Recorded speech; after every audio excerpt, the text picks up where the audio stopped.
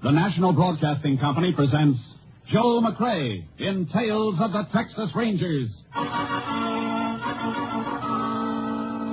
Tonight, transcribed from Hollywood, another authentic reenactment of a case from the files of the Texas Rangers.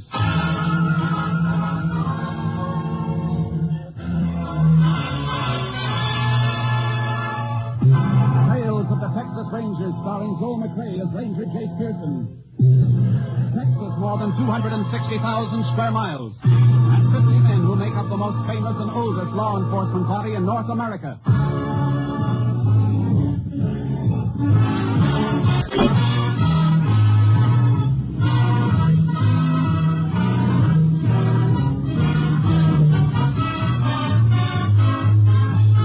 Now, from the files of the Texas Rangers come these stories based on fact. Only names, dates, and places are fictitious for obvious reasons. The events themselves are a matter of record.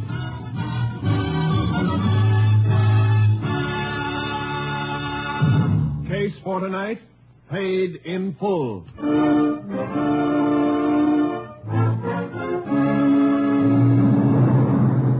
It is 7:45 p.m., August 18th, 1941. Nick Hubbard, a West Texas farmer, is seated at the dinner table with his wife, Min. But Hubbard is not eating. Instead, his attention is riveted on an advertisement in the newspaper before him. Will you stop staring at that thing and eat your supper, Nick? I ain't hungry. You've had your nose buried in them new car ads ever since you got the check for the cotton crop. That lot of good it's doing you. We can't buy one. We could if I didn't have to pay that Mexican for working on shares. You could have made the crop yourself if you wasn't so lazy. You want to shut up or I have to bet you a punch in the mouth? I didn't mean nothing, Nick. Now shut your trap and keep it shut.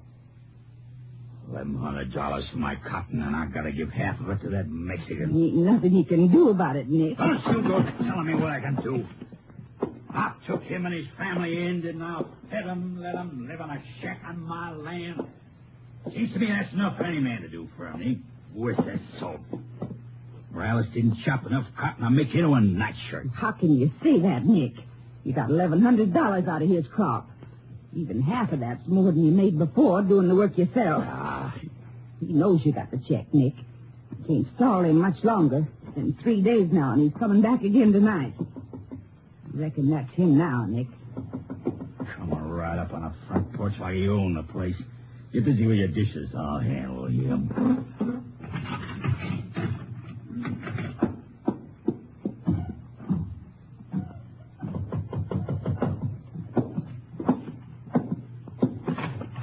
Well, Morales, what you want? Senor Hubbard, I come for my money for the cotton. I told you I'd bring it to you when it come. I ain't got it yet. I can't give you what I ain't got. Please, senor, por favor. I don't like to bother you, but my wife, she's sick. We're going to have another baby. Look, I got troubles of my own, Morales. Senor Hubbard, I know you got the money. I asked the cotton buyer. He tell me that everybody is paid. You checking up on me, you stinking wetback. I am not a wetback, senor. I do not sneak across the border. I am a good citizen of this country. Good citizen. All right, come on in. Now, look, tell you what I'll do, and it's better than you deserve. Yeah. Yes, $50. We'll call it square, and you and your brute can get off my land by morning. No, senor, no. You don't give Jose Morales $50. I want my money, senor. All my money. You better pick that 50 up, Morales, because that's all you're going to get. Senor, you do not give me the money, tomorrow I go to a lawyer in the town. Lawyer? Oh, yeah. Please, let me go, senor. You want to take that 50 and sign a paper right now? Please. Nick, what is it? You stay out of this, man. Me and Morales just made a deal. Where's that pencil and some paper? In the second shelf. I do not find any paper, senor. Come back here, Morales. You ain't going far. Nick, no. No, not the shotgun. Nick, you're crazy. Get back. Come back here, you stinking wetback. No. All right, then. That brush ain't going to cover you. Oh, Nick. Nick, what'd you do? Shut up.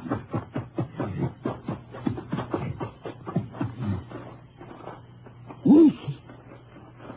He's dead, Nick. What are you going to do, Nick? Shut up. Let me think. Let me think. I gotta get him off the place. Help me lift him. I better get him off the place. I can't, Nick. I can't touch him. Just be a scared. Keep your mouth shut. Forever from now on, keep your mouth shut. Or I'll shut it like I'll shut his.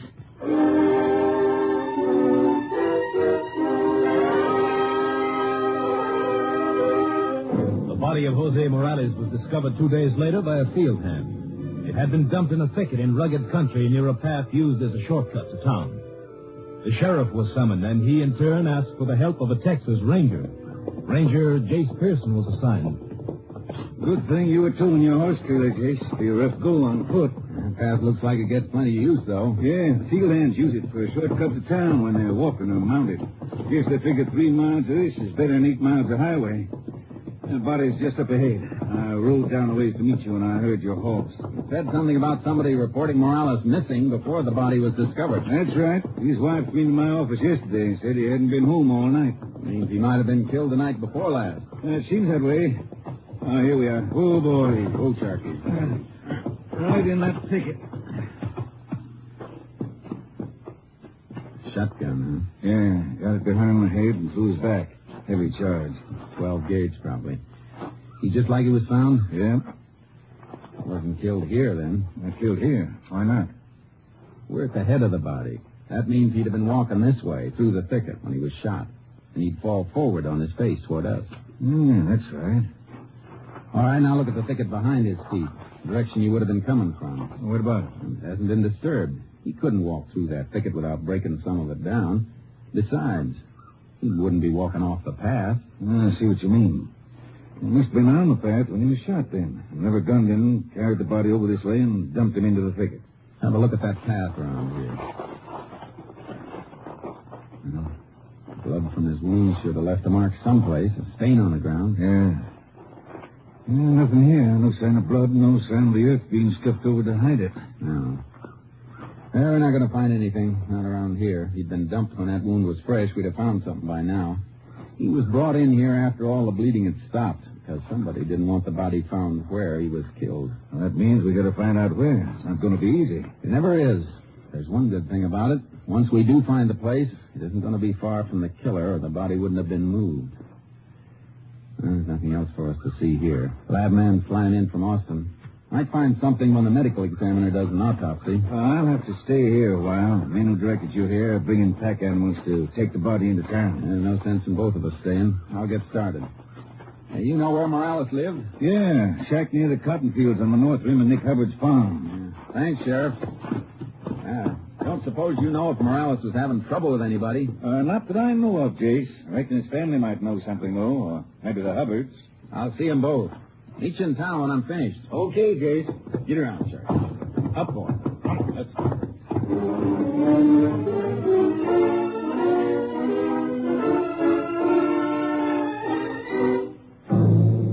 I got back to my car, loaded charcoal into the horse trailer, and drove to the Hubbard farm. Hubbard wasn't there, but his wife was out back scrubbing clothes. She was trembling and kept wetting her lips as she spoke to me, and I could see that she'd been crying. Yes. We heard about it maybe an hour ago. Somebody called on the party line to tell my husband. Where's your husband now, Mrs. Hubbard? He drove out to the Morales shack to tell Mrs. Morales if maybe there wasn't something he could do for her and the kids. Morales worked shares for us, you know. And so the sheriff told me. I don't know what his woman will do now. How far is the shack Morales lived in? Little over a mile. Our place goes back quite a ways. Land ain't too good. We got a lot of it. Morales ever come here to your house, I mean? Only when he had some business with Nick and husband. When was the last time? Don't rightly know, Ranger. Like I said, he'd come to see Nick. He'd probably be around when he came, though. When was the last time you saw him? I can't say for sure. I'm too upset to think. Oh, there comes Nick now. There's his car coming across the field. Good. Maybe he'll know something. I'd like to know if Morales was here the night before last. Nick will know for sure. He'll tell you. Howdy, Ranger. Howdy. Saw your car here as I was coming across. Mighty slick looking here. Puts my old bust to shame. Nick, the ranger wants to know some things about Morales. Well, I can figure that for myself, man. What else would he want to know about? Yeah, I just left his widow. This thing's hit her kind of hard. Sure feel sorry for him and them kids. I know. Of course, Min and me will do anything we can to help them. I told her they could stay on at the shack, Min. And that we wasn't fixing to charge him no rent nor nothing. Poor woman. Min, hold on yourself. Your wife can't help how she feels, Mr. Hubbard. There's just a couple of things I want to know. When did you see Morales last? Your wife couldn't remember. Well, you sure are broken up, Min. You ought to remember Morales is here night before last. I wasn't sure, Nick. Night before last, huh? What time? Why, just after we finished supper, 8 o'clock, maybe. The same night he was killed. What? You mean he's been dead that long? Judging by the appearance of the body, yes. We'll know for sure when the medical examiner gets finished with him, but why are you so surprised? Well, I mean, he was only found a little while ago. He's been missing since the night before last, though. His wife reported that to the sheriff's office yesterday. You knew that, didn't you? Well, sure I knew it, but, I figured he was off on a toot, celebrating with that roll of money. What roll of money? Money I paid him for working shares on a cotton. Is that when you paid him? When he was here night before last? Sure, I handed him $550. That's why I'm surprised Min didn't remember him stopping by. Why, you remember, Min, you was there when I handed him the cash and he made his X on that receipt I wrote out. I wasn't sure of the night. So he had $550 cash on him. And now I can see a reason for his being murdered. Wait a minute. What's the matter? What? Something Mrs. Morales told me just a while ago when I was over there about a field hand who dropped in the night Morales disappeared. He wanted to borrow some money. Waited around for him, but when he didn't come, the fella said he'd walk down toward my place here and see if he couldn't meet Morales on the way. She mentioned the field hand's name? Can't remember.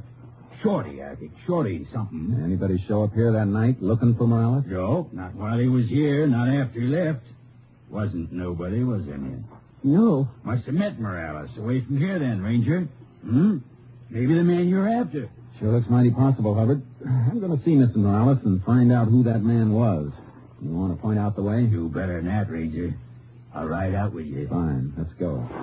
Goodbye, Miss Hubbard. Bye, man. Back later. Bye. Sure is a smooth car you got here, Ranger. I'm going to get me a new car soon. Oh, sure do hum, don't you? Yeah. Am I heading right? Oh, yeah. Stay across the field and follow that fence line. Sure is a shame about Morales. But, I reckon you ain't going to have much work once this woman tells you who that fellow was, the Shorty. It looks like he had a motive, all right. Sounds like the killer to me. I hope you get him, Ranger. Morales is a mighty fine Mexican. Mighty fine. Hate to see anybody get away with killing him. Man, this is a fine car, ain't it? Ha! Listen to her purr.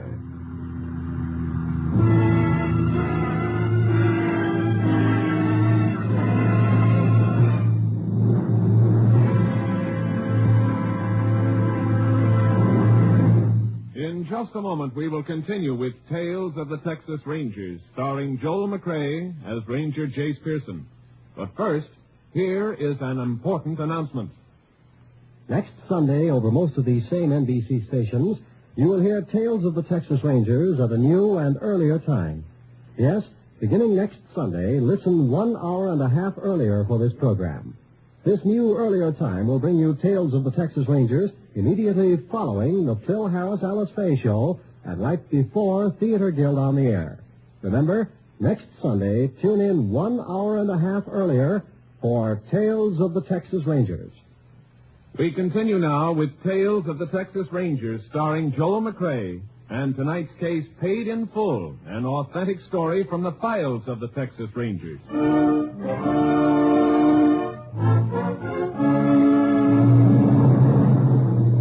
Morales shack was threadbare, but scrubbed clean like the two wide-eyed kids who clung to their mother's skirts. There was heartbreak in her eyes. She kept it smothered for the sake of her children, so she sent them outside so we could talk. Go. Stay in the back. Paquito, park Rosa for her dog. I try not to cry when they are near me. Take it easy, Mrs. Morales. Easy? What is easy? Life is hard for me, for them. And now they have no father to help them. Now, everything's going to be all right. I told you can stay on here rent-free and everything. They want to stay here. We were going to move away and get a little place of our own for the new baby that's going to come. As soon as you get Jose this morning. Why do you make him wait so long? Well, For 3 days, every day he asks you for his share. And you keep saying you don't give the check yet. But you did. What is this, Hubbard? Well, it's just a little misunderstanding, Ranger. I can explain it. I didn't want to give Jose the money. I wanted to give it to Mrs. Morales here. I asked him to bring her down to the house and collect it. Why? Why, for her sake and the sake of the kids. You know how some sharecroppers are. I might have taken all that dough and blown it in on a tequila binge. Jose would not spend our money that way. He was a good husband. Well, I got no way of being sure of that.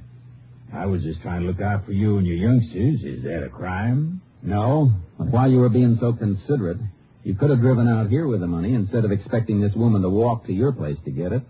Mrs. Morales, Mr. Hubbard says you told him about somebody coming here to borrow money from your husband the night he didn't come home. See, a man who worked with us at someplace once before, 2 years ago. They call him Shorty. Shorty Davis. You tell him your husband had gone down to Hubbard's place? Then he said he would not wait anymore. He would walk down and try to meet Jose. Then he went away. That's all. You see, it's just like I told you, Ranger. Probably met Jose, talked him into going to town when he found out he had the money. Then he murdered him when he got him off on that shortcut trail. My poor husband. Now, don't you worry. They'll get that Shorty fella. We haven't got him yet, Hubbard. A couple of things don't fit. Mrs. Morales, did Shorty Davis have a shotgun with him when he came by? No. Probably had the whole thing planned in advance, Ranger. Had the gun stashed away on the shortcut. It doesn't add up, Hubbard. Why not? Because Morales wasn't killed on the shortcut. He was killed someplace else and taken out there. How do you know that? Because there'd be certain signs at the scene of the murder that weren't around where the body was found. You mean like blood on the ground? Things like that? Yeah, things like that. So, Shorty must have killed him someplace else. Somebody did. We'll pick Shorty up and see what he's got to say. Goodbye, Miss Morales. Goodbye. Come on, Hubbard. I'll drive you home.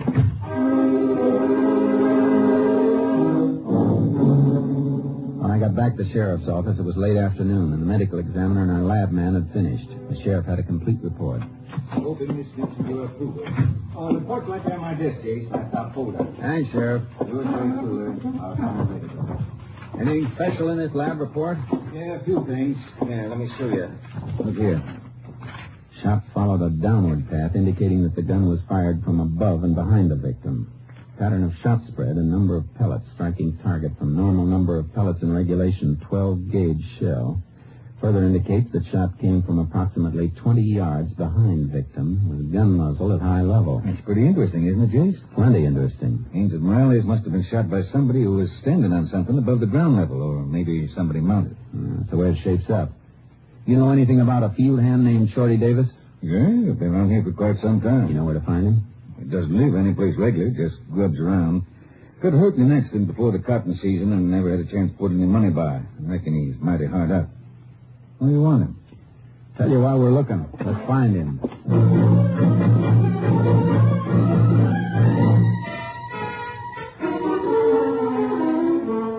We combed the town until midnight, but there was no sign of Shorty Davis. I called my headquarters, and with the sheriff supplying a description, put out a statewide pickup. It was just after dawn when it paid off. Shorty Davis was picked up by the highway patrol less than 50 miles away. They brought him back to us. All right, Shorty. Sit down over there. Mr. Sheriff, before those men bring me back here, I ain't done nothing. If you haven't, you'll be taken back to where you were picked up. Meanwhile, where were you going? Just heading for El Paso to see my folks, Mr. Ranger. And a sudden decision, Shorty. You've been hanging around here for months. I couldn't go before, sir. I was waiting to get me some money. You mean you've got money now? Why, yes, sir. Where'd you get it, Shorty? What? From the accident. You remember the accident I had, sir, when Mr. Hoxie Wilson hit me with his automobile? Well, the lawyer man, Mr. Corbett, he got me some settlement money for getting hit. Is that the truth, Shorty? Won't take long to find out if it isn't. I wouldn't lie to you at all, sir. You could ask Mr. Hoxie Wilson. You better call him and check, Sheriff. I sure will. I'm ready. Hoxie Wilson's place. Yeah, Hoxie Wilson. Mr. Ranger, where did the sheriff think I got the money? You'll find out later, Shorty. How much have you got? Well, I had $100. Just spent a couple for eating yesterday. When did you leave town? Yesterday morning. What time? Early, right after the bank opened, and Mr. Hoxie got me the money. Then you didn't know that Jose Morales was found dead yesterday morning? Dead? Murdered. He was murdered the night you stopped by his shack to see him. I never did see him that night. But you did stop by the shack. Yes, sir, but he wasn't home. His wife tell you that, sir. His story about the money is okay, Jace. Sir, I ain't telling you no story. I'm telling you the truth. Just keep on telling. Go ahead, Jace. I've been listening with one ear. Miss Morales told you where her husband was, didn't she? She said he was at Hubbard Farm, that's all. And didn't you leave the shack saying you'd go down to the farm and meet him? Yes, sir. I wanted to get the lender some money from Jose. He knew me. We worked together once. He loaned me before, and I always paid him back. We ain't asking about your credit rating, Shorty. What we want to know is what happened after you met Morales. I never did meet him. Wasn't nobody at Mr. Hubbard's place. The Hubbards weren't there? No, sir. I knocked hard on the back door, and there wasn't nobody there at all. Now, you've been mighty sure what you were saying, Shorty. I am sure, Mr. Sheriff. That old house was just plain empty. Jose wasn't there. I thought maybe he'd come back, or maybe he hadn't been there yet. So I went over in the field and sat me down on the stump and waited. Then Mr. Hubbard and his wife, they drove up real slow. Had a couple of horses hitched to the back of the car. Horses? Yes, sir. What kind of story are you trying to invent? I ain't inventing nothing, Mr. Sheriff. That's gospel. Didn't the Hubbards see you? No, sir. Like I said, I was in the field, sitting by a stump. Well, didn't you let them know you were there? No, sir. It was Morales I come to meet, and he wasn't with him. I didn't want Mr. Hubbard raising a fuss with me and asking me what I was doing around his property at night. No, sir. That man, he mean. Jeez. Hubbard wouldn't be towing horses around at night without a reason. The reason I can think of is for packing something to a place he couldn't get to in his car. You mean like packing Morales' body up that shortcut trail? That's right. But why'd they kill him? Because Hubbard was lying about paying Morales his share in that cotton crop. He acted mighty funny when it came out he'd stalled about paying. Shorty? Yes, sir. I want you to repeat your story and we'll type it. Yes. Take your statement. Statement. Yes. After that, Sheriff, we're going out and have a good look at Hubbard's farm. A darn good look. Excuse me a minute. Hello? Speaking.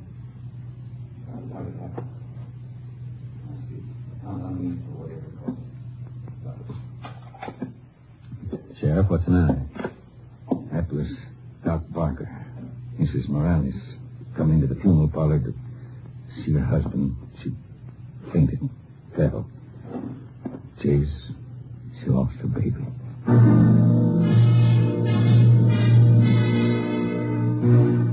We headed for Hubbard's farm, but we parked off the road about a half mile away and cut across the fields on foot, hoping we could check around outside the house without being spotted. We were in the cover of some trees, and we saw Mrs. Hubbard come from the back of the house carrying a wash tub. What the hell is she doing with that wash tub, Jake? I don't know. Don't let her see you. Hey, she's dumping it by the brush. Yeah. Well, why didn't she dump it in back? I never saw a woman carry a laundry tub around to the front of the house to dump it unless she was growing something. A lot more than one tub full has been dumped in that spot. Look at that ground. It's soaked. Come on. Going to see us? I want to find out what she's doing. Hubbard isn't around. The garage shed is open and the car isn't there. Just a minute, Miss Hubbard. Oh, it's you and the sheriff. It's a funny place you picked to empty a laundry tub, ma'am. Well, the ground seems kind of dry. It's dry all around here, except for this one spot with the brush. Quite a lot of water's been dumped here. Much more than you had in that tub. Take a look around, Sheriff. Well, what are you looking for? Maybe a couple of blood stains dried into the ground. If there was anything here, Jace, we're too late now. Mud's an inch thick. There's the base of this brush. Yeah, I know. Yeah, but there's one thing that's still here. Take a look, Sheriff. What is it? The leaves on this brush. Holes ripped through some of the leaves, just the way they'd be if a shotgun charge came through. There's been some bugs. Bugs never made these holes, ma'am. Sheriff, look at the porch of the house. How far away did you say it was?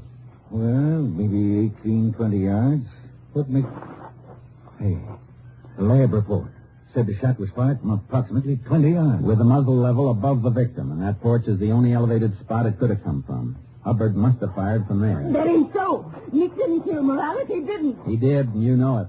When I asked you when you'd seen Morales last, you kept stalling your answer until your husband came. He's committed 2 murders if the truth is known, men. Suppose Mrs. Morales just lost the baby she was carrying. Oh, no. Nick is your husband, Min, but lying for somebody like him ain't right before earth or heaven. And you know it. I told him not to do it. I begged him to pay Morales, but he was greedy.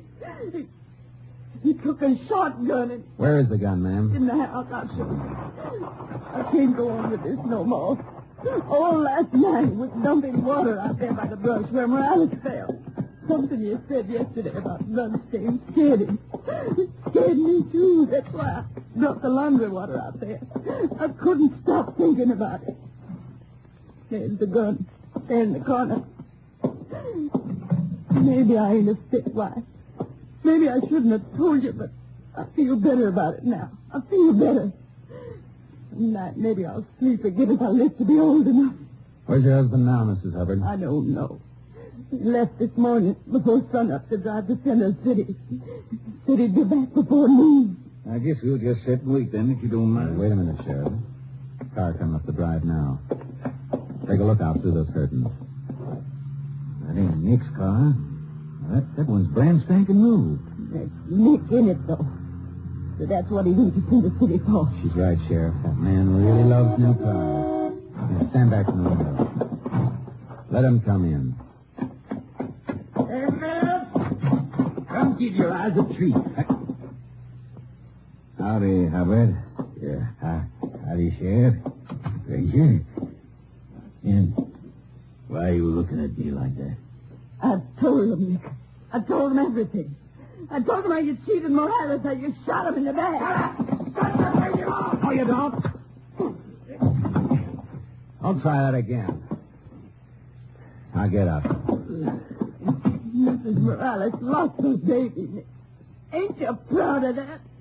Well, you was buying your new car, and she was losing her baby. Oh, man, don't say any more. Please, man. You got a new car, didn't you, Nick? You know where you're going to drive in it, don't you, Nick? You know where. Take care of her, Sheriff. I'll take him. All right, Chief. Come on, Nick. Let's go.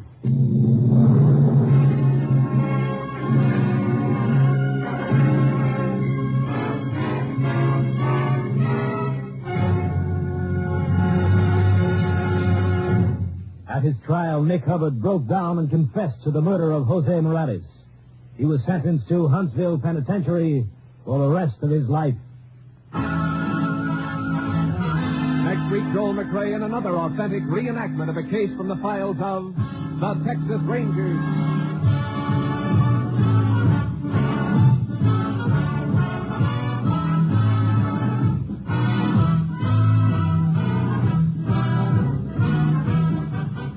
Joel McCrea is currently seen starring in the Universal International Technicolor production Frenchie. Tonight's cast included Tony Barrett, Virginia Gregg, Whitfield Connor, Ed Begley, and Jester Hairston. This story was transcribed and adapted by Joel Murcott, and the program was produced and directed by Stacy Keith. Hal Gibney speaking.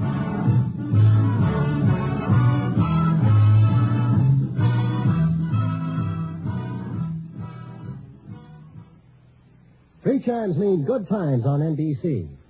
Remember, next Sunday over most of these same NBC stations, listen 1 hour and a half earlier for Tales of the Texas Rangers.